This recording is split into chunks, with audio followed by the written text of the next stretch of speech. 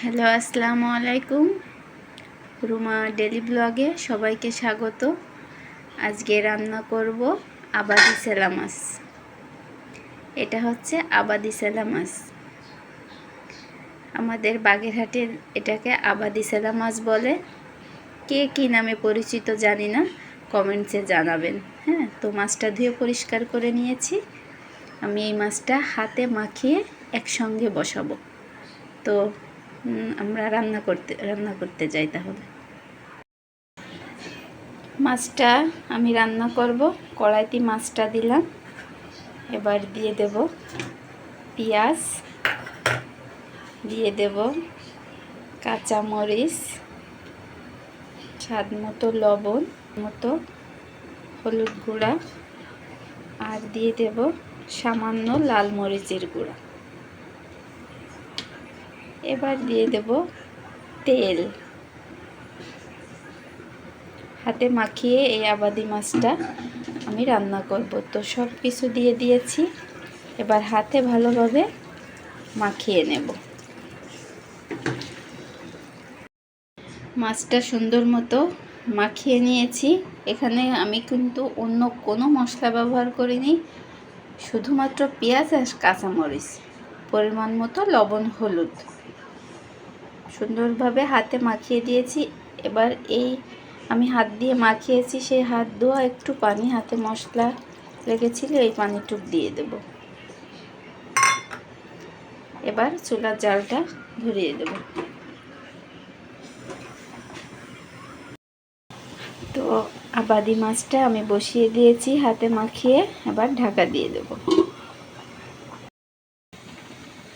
মাছটা একটু নেড়ে চেড়ে দেব।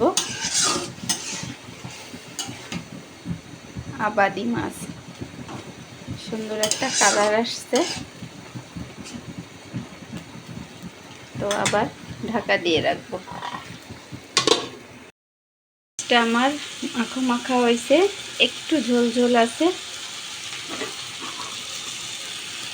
এরকম অবস্থায় দিয়ে দেব ধনেপাতা।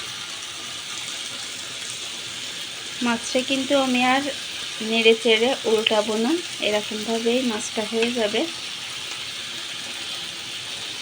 আবাদি মাছ চচ্চড়ি, পেঁয়াজ, শুধুমাত্র পেঁয়াজ আর কাঁচামরিচ দিয়ে আমি ধনেপাতা দিয়ে দিলাম। এবার মিডিয়াম জালে কড়াইতে এরকম ঘুরিয়ে ঘুরিয়ে পানিটা শুকায় নেব।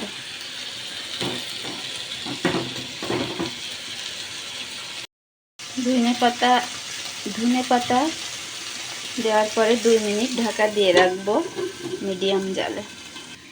ঢাকা দিয়ে রাখছিলাম যাতে করে ধনেপাতাটা ভালোভাবে সিদ্ধ হয়ে যায়। তো দেখুন কি সুন্দর দেখতে লাগছে। এরকম অবস্থায় আমি আরেকটু তেল ছড়িয়ে দেবো চারপাশ থেকে।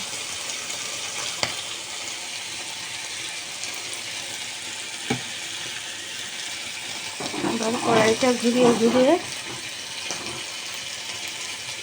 নেব যাতে করে ঝোলটা সব দিকে ঘুরে যায় সুন্দর মতো। চারপাশ থেকে মশলাটা সুন্দরভাবে হয়ে তেল ছেড়ে দেয়, মাছের গা থেকে তেলটা যাতে ছেড়ে দেয়। মাছটা আমার প্রায় রান্না শেষ। এই দেখুন মাছের গা থেকে যে তেল ছেড়ে দিয়েছে, মাছটা সুন্দরভাবে লেগে গেছে। যে আমি কড়াই কাট করছি তাও পড়ছে না। তো এই হচ্ছে আমার আবাদি মাছ চচ্চড়ি, হাতে মেখে রান্না করলাম। তো আবাদি মাছ রান্না এই পর্যন্তই। ভিডিওটি ভালো লাগলে অবশ্যই লাইক দিবেন আর আমার চ্যানেলটিকে সাবস্ক্রাইব করে পাশে থাকবেন। সবাই ভালো থাকবেন, সুস্থ থাকবেন। আল্লাহ হাফেজ।